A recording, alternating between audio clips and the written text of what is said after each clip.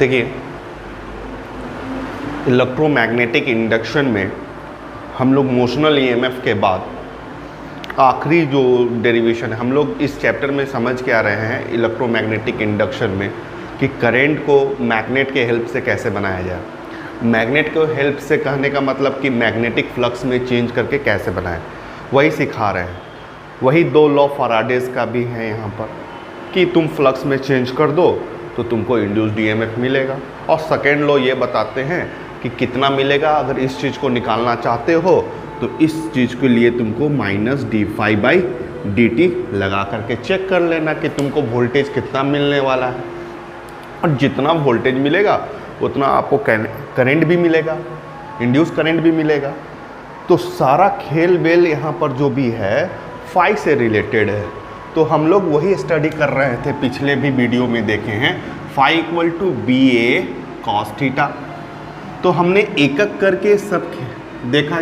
यहाँ पर देखा कि सबसे पहले हमने कॉइल लिया, कॉइल लेने के बाद एक गैल्वेनोमीटर लगा दिया, ठीक है, और मैग्नेट के हेल्प से नॉर्थ साउथ मैग्नेट के हेल्प से हम लोगों ने इसमें फ्लक्स में चेंजिंग करवाया। इसको सामने ला करके फ्लक्स में चेंजिंग करवाया और यहाँ पर करंट प्रोड्यूस किया।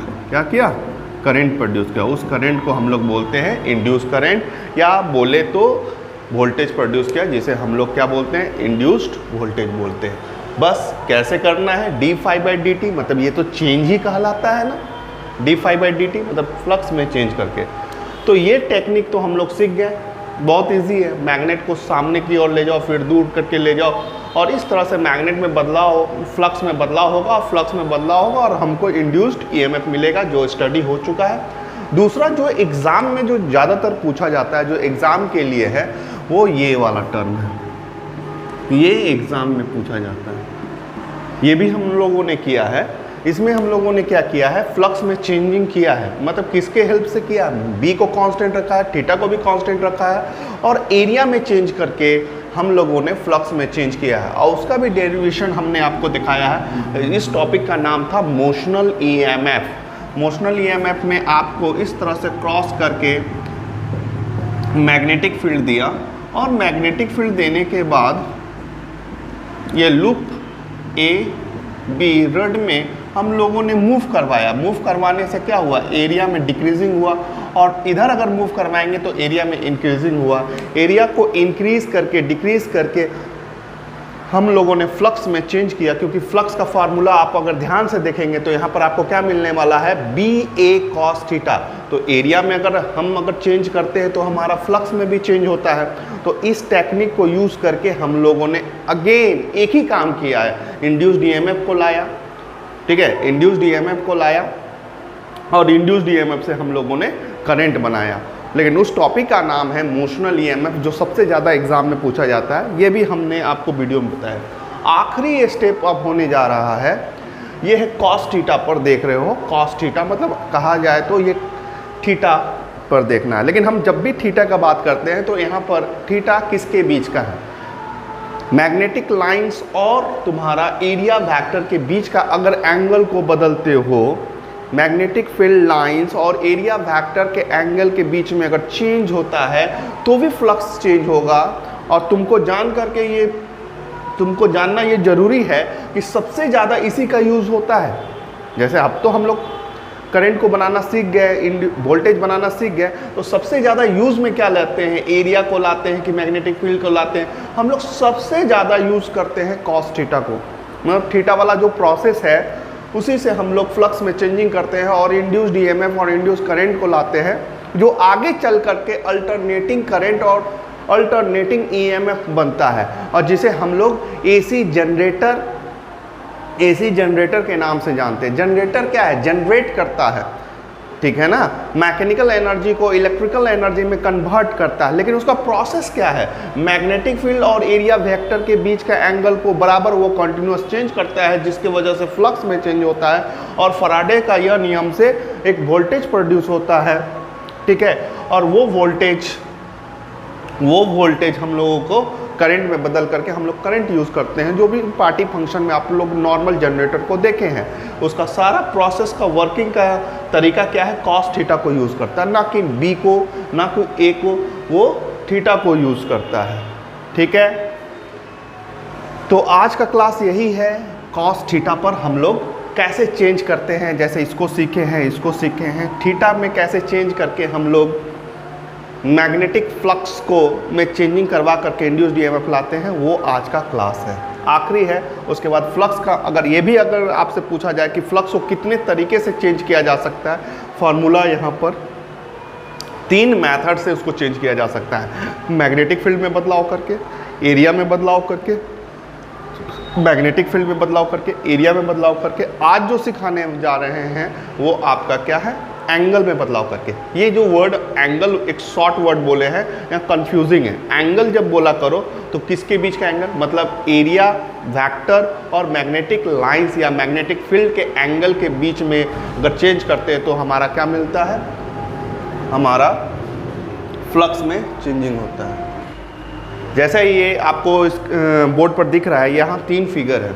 ठीक है, एक मैग्नेट को सेटअप किए हैं और बीच में एमार्चर है या क्वाइल बोले इसको, ABCD क्वाइल है।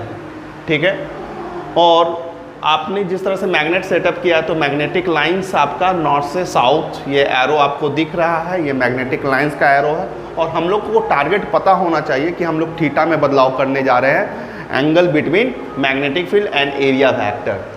तो अभी हमने जिस तरह का फिगर बनाया है, एक्चुअल ये मेरा जो है एमार्चर ABCD करके समझिएगा, एमार्चर का पोजीशन इस तरह का है। इसमें एमार्चर का पोजीशन थोड़ा यहाँ से थोड़ा सा टिल्ट किया है, थोड़ा सा मूव किया है, 30 डिग्री मूव किया हो, ठीक है, या 60 डिग्री पर हो, यहाँ से थोड़ा सा मूव किया है। और यहाँ पर एमार्चर का जो पोजीशन दिखला रहे हैं एकदम मैग्नेट के इस तरह से हो गया है। ठीक है ना, तो यहाँ पर कंटिन्यूस, ये इतना स्लो मोशन में जो दिखाए हैं ये कंटिन्यूस स्पीड मोशन में ये घूमता रहता है। तो यहाँ पर हम लोग ज़्यादा से ज़्यादा 0 to 90 डिग्री में डिफ्लेक्शन देखेंगे, लेकिन अगर एक चक्कर काटता है तो पूरा 360 डिग्री में इसका एवरी इंस्टेंट क्या होगा, एंगल में बदलाव होता है। और थीटा में बदलाव होने के वजह से फ्लक्स में भी बदलाव आता है, और उसके कारण से हमारा जो इंड्यूस्ड ईएमएफ बनता है, वही आज का टॉपिक है कि induced EMF by changing the relative orientation of coil. ABCD ये कॉइल है और मैग्नेटिक फील्ड के बीच में, या सिंपल कहें तो यहाँ पर जो फ्लक्स का फॉर्मूला BA cos थीटा है, तो हम लोग cos थीटा को बदलने जा रहे हैं। ठीक है, cos थीटा पर हम लोग चेंज कर रहे हैं। मैग्नेटिक फील्ड को कांस्टेंट रखेंगे, मैग्नेटिक फील्ड हमारा कांस्टेंट रहेगा, एरिया हमारा कांस्टेंट रहेगा, सिर्फ हम लोग किस में चेंज करेंगे, थीटा पर। ठीक है, थीटा पर। तो चलो देखते हैं कैसा है। तो यहाँ पर जो हमने कॉइल लिखा है, north and south magnetic lines इस तरह से है, और तुम्हारा मैग्नेट कॉइल कैसे है, इस तरह का पोजीशन। कॉइल का पोजीशन क्या है बच्चा लोग, इस तरह से एरिया वेक्टर का पोजीशन है, ये आपका एरिया वेक्टर का पोजीशन, और मैग्नेटिक फील्ड का पोजीशन इस तरफ का है, इस तरफ का है। मैग्नेटिक फील्ड का पोजीशन कैसा है बच्चा लोग, इधर है, इधर। एंगल देखना चाहोगे 90 डिग्री है, तो इसमें आपका एंगल कितना आया है, phi = BA cos 90। cos 90 बच्चा लोग आपको मालूम होगा कि ये क्या होता है, 0 होता है। तो ये आपका क्या हो गया, 0। इसमें कोई फ्लक्स नहीं है, फ्लक्स नहीं है। अब यहाँ पर सपोज कर लो, यहाँ पर थीटा कुछ एंगल बना रहा है, तो अब यहाँ इस तरह से है, और इसको कर्व थोड़ा सा टिल्ट घुमाए हैं, थोड़ा सा मूव किया है, ऐसे से ऐसे हुआ है। ठीक है, तो यहाँ का जो भी एंगल है, सपोज कर लो 60 डिग्री है, सपोज कर लो 60 डिग्री मूव किया है। ठीक है, यहाँ पर तो 90 डिग्री था, 90 डिग्री से हम उसके तरफ मूव कर रहे हैं, डिक्रीज हो रहा है एंगल यहाँ पर। तो यहाँ 90 से इस तरफ से मूव किए हैं, ऐसे से ऐसे मूव किए हैं। तो सपोज कर लो अब B और A के बीच का एंगल कितना आ गया, 60 डिग्री आ गया। ठीक है, क्योंकि अगेन B इस तरफ से है, और एरिया वेक्टर तुम्हारा अगर ऐसे है और इस तरह से घूमेगा तो ये बराबर इसके साथ एंगल चेंज करेगा। जैसे इस लाइन पर ध्यान देना, इस लाइन पर ध्यान देना, ठीक है ना। अब ये जैसे जैसे घूम रहा है, घूम रहा है, घूम रहा है, घूम रहा है, घूम रहा है, ऐसे ये मूव कर रहा है, ऐसे जब आ जाएगा बच्चा लोग तो ये 0 डिग्री हो जाएगा। ठीक है ना, तो ऐसे था और इस तरह से मूव कर गया, तो ये जो एंगल बन रहा है उसको हम 60 डिग्री बोल रहे हैं। क्या बोल रहे हैं? 60 डिग्री। आपको ऐसे प्लेन पर दिखाई देगा इस तरह से 60 डिग्री बोल रहे हैं, ठीक है ना। लेकिन एक्चुअल में हमेशा प्लेन के परपेंडिकुलर रहता है, एरिया वेक्टर हमेशा इस तरह से दिखाना चाहिए, ठीक है। अब फ्लक्स कैसा है थोड़ा सा देखें इसे। यहाँ पर बी ए कॉस 60 डिग्री, तो यहाँ पर 60 डिग्री का वैल्यू 1/2 होता है, बी ए डिवाइडेड बाई 2। तो बच्चा लोग यहाँ फ्लक्स जो भी है 50% हाफ में आ गया। और यहाँ पर थीटा आपका एरिया वेक्टर और इसके बीच का एंगल कितना है? 0 डिग्री है। और आप कॉस यहाँ पर निकाल के देखेंगे, बी ए कॉस 0 डिग्री, वो सबसे मैक्सिमम वैल्यू आएगा, मैक्सिमम वैल्यू आएगा यहाँ पर बी ए, ठीक है। तो यहाँ पर एक छोटा सा थोड़ा सा मूव करवा करके अगर आपको दिखाए हैं तो 9 यहाँ पर चेंजिंग हो रहा है, फ्लक्स में चेंजिंग। यहाँ 0 था, यहाँ फ्लक्स आपका आया है और यहाँ उससे भी ज़्यादा फ्लक्स आया है, सबसे ज़्यादा आया। फिर यहाँ पर रुकेगा नहीं एमार्चर और ये अगेन मूव करेगा। जनरेटर में यही होता है। अगर आपको एसी करंट को समझना है तो इस पॉइंट को समझना बहुत ही ज़रूरी है, क्योंकि एसी करंट में हम डायरेक्ट वहाँ एक करंट को लिखेंगे, अल्टरनेटिंग करंट को लिखेंगे, I = I0 sin omega T. Voltage वहाँ पर हम लिखेंगे E = E0 sin omega T. कहाँ से आ गया ये? जैसे ही एसी स्टार्ट होगा चैप्टर में तो वहाँ पर करंट को हम I नहीं लिखेंगे, हम वहाँ लिखेंगे I = I0 sin omega T. Voltage को हम E नहीं लिखेंगे, E0 sin ओमेगा टी। ये अल्टरनेटिंग वोल्टेज या अल्टरनेटिंग करंट का ये फार्मूला आ कहाँ से गया? यहाँ से आ गया। आज उसी का डेरिवेशन हम लोग करने जा रहे हैं कि ये आया कहाँ से। चलिए, इतना बताने के बाद तो ये तो पता चल गया कि आपका फ्लक्स चेंजिंग हो रहा है। तो फैराडेज का पहला नियम यहाँ एक्सेप्टेबल है कि फ्लक्स में चेंजिंग है, तो आपको इंड्यूस्ड ईएमएफ मिलने वाला है। इंड्यूस्ड ईएमएफ कितना मिलने वाला है? चलिए फैराडे का सेकेंड लॉ लगा करके देखते हैं। फैराडे का सेकेंड लॉ क्या बोलता है? E = -d∅/dt। ये क्या है आपका? फैराडे का सेकेंड लॉ है, ठीक है। क्यों लगा रहे हैं? पहले फर्स्ट लॉ से पता चल गया कि यहाँ पर फ्लक्स में चेंजिंग हो रहा है तो हमको ईएमएफ मिलने वाला है। तो कितना मिलने वाला है ये खोजने जा रहे हैं, इसका मैग्नीट्यूड खोजने जा रहे हैं, तो इसलिए फार्मूला लगा रहे हैं E = -d/dt और फाई के जगह पर हम लिखेंगे B A cos theta. E = -BA d/dt cos theta. Sir यहाँ पर बी ए को क्यों निकालें? यहाँ पर बी ए को इसलिए निकाल दिए हैं क्योंकि ये कांस्टेंट है। चेंजिंग कहाँ देखने को मिल रहा है? थीटा के बीच में, इसीलिए थीटा को यहाँ डिफ्रेंशिएट कर रहे हैं। क्लियर है? आगे बढ़े। तो E = -BA, कॉस का डिफ्रेंशिएशन क्या होता है? कॉस का डिफ्रेंशिएशन माइनस साइन थीटा होता है। तो E = BA साइन थीटा, ये आपका डेरिवेशन आ चुका है, ठीक है। बस इसमें एक चेंजिंग हम करेंगे। ये जितना भी फिगर बनाए हैं सिर्फ एक कॉइल लिए हैं, लेकिन ये जरूरी नहीं है। यहाँ पर एक कॉइल का यूज़ होता नहीं है, नंबर ऑफ टर्न्स का यूज़ होता है, नंबर ऑफ टर्न्स। तो उसमें एक चेंजिंग आ जाएगा, * n कर देना।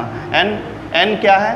n for number of turns. तो E = NBA साइन थीटा, ये आपका कंप्लीट इंड्यूस्ड ईएमएफ आ चुका है, ठीक है। अगर इसको मैक्सिमम करना है, इस वोल्टेज को मैक्सिमम करना है, मैक्सिमम बोल रहे हैं, इसको मैक्सिमम करना है बच्चा हमको, तो हमको क्या करना होगा? ENBA साइन थीटा को क्या करना होगा मैक्सिमम करने के लिए? E मैक्स करने के लिए साइन को मैक्सिमम करना होगा। साइन 90 होना चाहिए, +1 करना होगा, ठीक है। अगर ये करते हो तो तुम्हारा मैक्सिमम वैल्यू आता है। तो अगर हम यहाँ पर पुट करते हैं 90, तो NBA ये आपका क्या है? मैक्सिमम वैल्यू है, ठीक है। क्लियर है? जैसे इसको मैक्सिमम करना चाहते हैं तो इसको 1 करना होगा। थीटा हम कितना लिए? 1, तो सबसे मैक्सिमम वैल्यू। तो मैक्सिमम वैल्यू का आंसर क्या आ रहा है? NBA आ रहा है। तो NBA को हटा करके हम मैक्सिमम वैल्यू लिख सकते हैं, जिसे peak value of alternating current बोला जाता है, ठीक है ना। तो यहाँ पर इस चीज़ को डिनोट कैसे करते हैं? मैक्सिमम को इस तरह से भी डिनोट किया जाता है, E0 से। तो NBA को हटा करके हम लोग क्या लिख सकते हैं? E = E0 sine theta. तो इसको थोड़ा सा डिटेल में स्टडी करने के लिए थोड़ा सा हम इसको यहाँ पर दिखलाएंगे। ये पोर्शन में आपको समझना होगा, इसको समझाने के लिए E equal to E naught sine theta. इसको अगर आपका थीटा 0 डिग्री है तो यहाँ पर क्या मिलने वाला है, वोल्टेज आपको 0 मिलने वाला है। क्या मिलने वाला है, वोल्टेज आपको 0 मिलना। अगर थीटा 90 डिग्री है तो क्या मिलने वाला है, मैक्सिमम ई नॉट के बराबर, मतलब मैक्सिमम वोल्टेज मिलने वाला है। अगर थीटा 180 डिग्री है तो क्या मिलने वाला है, अगर थीटा 180 डिग्री है तो अगेन आपको 0 मिलने वाला है, क्योंकि साइन आपका 0 होता है 180 डिग्री पर। अगर थीटा 270 डिग्री मिलने वाला तो आपको वोल्टेज कैसा मिलने वाला है, मैक्सिमम मिलने वाला है लेकिन निगेटिव मिलने वाला है। कैसा मिलने वाला है, निगेटिव मिलने वाला। और अगर थीटा अगर 360 डिग्री पर घूम करके चला जाता है तो अगेन ये आपको 0 देगा। ये इस तरह से ऑपरेट कर रहा है, मतलब 0 डिग्री में वोल्टेज आपका रहेगा नहीं, 90 डिग्री पर सबसे मैक्सिमम वोल्टेज रहेगा, 180 डिग्री पे फिर वोल्टेज स्विच ऑफ हो जाएगा, फिर आपका 270 डिग्री पर अगर प्लेट घूम करके जाता है 270 डिग्री पर आएगा तो मैक्सिमम वोल्टेज जरूर आएगा लेकिन निगेटिव आएगा, फेज चेंज होगा, मतलब पॉजिटिव से वो निगेटिव हो जाएगा। और 360 पर एक पूरा कंप्लीट चक्कर लगा लेगा तो यहाँ पर आपको 0। इस चीज़ को समझने के लिए आपको यह ग्राफ समझना पड़ेगा, ठीक है, देख रहे हो। तो यहाँ पर ये 0 डिग्री होता है, पहले हम बना देते हैं, एक साइकिल का बना दिए, 360 डिग्री आ गया हो। यहाँ पर बच्चा आपका कितना है, 0 डिग्री। इस जगह आपका कितना होगा, 90 डिग्री। इस जगह कितना होगा, 180 डिग्री। इस जगह कितना होगा, 270 डिग्री। और इस जगह एंगल आपका 360, क्योंकि ये कंप्लीट रोटेशन हो चुका है, एक साइकिल बन चुका है। तो देखो क्या जो ग्राफ में आया है वही हो रहा है। ये वोल्टेज का ग्राफ है, वोल्टेज वर्सेस टाइम, ठीक है ना, या थीटा के रिस्पेक्ट में देख रहे हैं। तो यहाँ पर जब थीटा तुम्हारा 0 डिग्री है, 0 डिग्री है तो आपका वोल्टेज एकदम मीन, मतलब यहाँ पर है, यहाँ पर क्या होता है, 0 होता है, तो वोल्टेज 0 है। और यहाँ पर वोल्टेज सबसे ज़्यादा है जिसको हम लोग ई नॉट से बोलते हैं, मैक्सिमम वोल्टेज है, ग्राफ बता रहा है, ठीक है। उसके बाद वोल्टेज फिर से डिक्रीज होने लगा, डिक्रीज होते होते यहाँ पर अगेन 0 आया है, 180 डिग्री पर वोल्टेज अगेन 0 है। फिर वोल्टेज बढ़ना स्टार्ट हुआ है लेकिन ये निगेटिव डायरेक्शन में बढ़ना स्टार्ट हुआ है, और फिर अगेन ये ई नॉट वोल्टेज पर गया है लेकिन निगेटिव गया है, और इसके बाद फिर अगेन ये घटना स्टार्ट हो गया, घटते घटते घटते अगेन 0 आ गया है। तो ये इस तरह का वोल्टेज दे रहा है, और इसी वोल्टेज को हम लोग बोलते हैं अल्टरनेटिंग ईएमएफ। अल्टरनेटिंग ईएमएफ, जहाँ पर पॉजिटिव निगेटिव दोनों बन रहा हो तो उस वोल्टेज को हम लोग क्या कहते हैं, अल्टरनेटिंग ईएमएफ बन रहा है, ठीक है, समझ में आया। थोड़ा और इसके बीच में डिस्कस करेंगे। यहाँ पर थीटा जो है, थीटा ऐसे लिखा नहीं रहता, ये मैथमेटिक्स में थीटा करके ऐसा नहीं है, हम समझाने के लिए हम इसको यूज़ नहीं कर रहे थे। थीटा के बारे में आप जानते हैं, बहुत बार बता चुके हैं। थीटा जैसे अगर हम लोग जो इस तरह से वो घूम रहा है मार्चर, उसको क्या बोलते हैं, ओमेगा बोलते हैं। क्या बोलते हैं, ओमेगा। और ओमेगा का फॉर्मूला क्या होता है, 2 पाई बाई टी होता है, 2 पाई बाई टी होता है। लेकिन ये कब होता है 2 पाई बाई टी, एक कंप्लीट सर्कल के लिए। अगर यहाँ से लेकर के यहाँ तक का बात करेंगे तो ओमेगा का फॉर्मूला हम 2 पाई बाई टी लिखेंगे। लेकिन अगर हम यहाँ तक का बात करेंगे तो, अगर यहाँ तक का बात करेंगे तो स्मॉल, मतलब पूरा सर्कल का बात नहीं कर रहे हैं, अभी हमारा आर्मचर यहाँ से लेकर के यहाँ तक, तो इसको तो थीटा बोलेंगे ना, 2 पाई तो बोलेंगे नहीं इसको। तो ओमेगा इक्वल टू यहाँ थीटा बाई स्मॉल टाइम में, एक कैपिटल टाइम कब लिखा जाता है, कैपिटल टी कब लिखा जाता है, एक कंप्लीट रोटेशन जब मिल जाता है उसे हम लोग कैपिटल टी बोलते हैं, ठीक है ना। तो यहाँ पर स्मॉल टी कब लिखेंगे, जब ये थोड़ा सा ही मूव किया, अभी यहाँ पर प्लेट है, अभी यहाँ पर प्लेट है, ठीक है ना, इस तरीके से थोड़ा सा मूव किया, तो यहाँ पर ओमेगा का वैल्यू कितना आएगा, थीटा का वैल्यू कितना आएगा, ओमेगा टी आएगा। क्या आएगा, ओमेगा टी आएगा। तो फिजिक्स में ये फॉर्मूला फाइनली आप लिखने जा रहे हैं, E equal to N B A sine omega T. Sir starting में ही लिख देते, नहीं लिखते ना स्टार्टिंग में, बहुत कुछ समझाना था इस तरह से थीटा, फिर ओमेगा टी में रख करके समझाना थोड़ा मुश्किल होता। अपने सहूलियत के लिए हमने इसको थीटा से समझाया। अगेन थीटा को हटा करके हम ओमेगा टी लिख सकते हैं। ओमेगा यहाँ क्या है, एंगुलर वेलोसिटी है विथ रिस्पेक्ट टू टाइम है।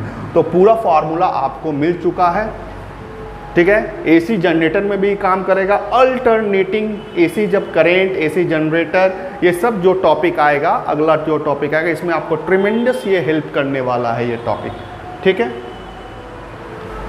चलिए मिटाते हैं हम इसको।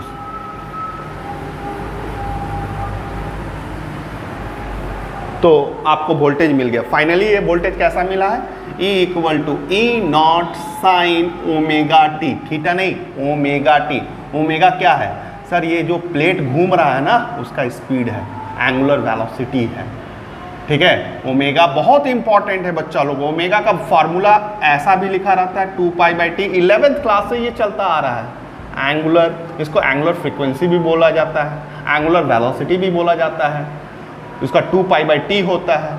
ओमेगा को अगर ये कंप्लीट सर्कल के लिए, ये सब याद रखिए नहीं तो आपका नहीं सुधरेगा। यहाँ पर थीटा है, लेकिन इसको हम थीटा में क्या लिख सकते हैं, ये पूरा चक्कर काटा है तो यहाँ पर 2π लिख सकते हैं, ठीक है। अगर फॉर स्मॉल टाइम के लिए स्मॉल ये लिखते हैं। इसका एक फार्मूला ये भी है 2π, 1/t को हम लोग क्या लिखते हैं, 1/t इक्वल टू फ्रीक्वेंसी होता है, ये फ्रीक्वेंसी हो गया। तो इस फार्मूला को ऐसा भी लिख सकते हैं, E equal to E naught sine omega 2π frequency t, इस तरह से भी चलेगा। क्लियर है, याद रखोगे। फ्रीक्वेंसी आ गया, ये नहीं आता था डीसी करंट में, फ्रीक्वेंसी वर्ड बोल करके आता ही नहीं था। ये अल्टरनेटिंग करंट का पहचान है, इसमें फ्रीक्वेंसी रहता है। अच्छा, अल्टरनेटिंग करंट में इसको ऐसा लिखते हैं, वोल्टेज में ऐसा लिखते हैं, ई इसको कैपिटल ई से रिप्रेजेंट कर देते हैं। मैक्सिमम वोल्टेज यहाँ पर अब किस लिए यूज़ हो रहा है, क्योंकि ये बदलता है, जीरो से रहता है, जीरो से मैक्सिमम जाता है, मैक्सिमम से अगेन जीरो आता है, फिर जीरो से मैक्सिमम जाता है, लेकिन डायरेक्शन भी चेंज करता है। इस तरह का करंट और वोल्टेज आने वाले को हम लोग बोलते हैं अल्टरनेटिंग, और इसको हम लोग इसीलिए यहाँ पर ई नॉट से रिप्रेजेंट कर रहे हैं, मैक्सिमम, ठीक है। ये ई नॉट को ऐसे मैक्सिमम लिख देंगे साइन ओमेगा टी।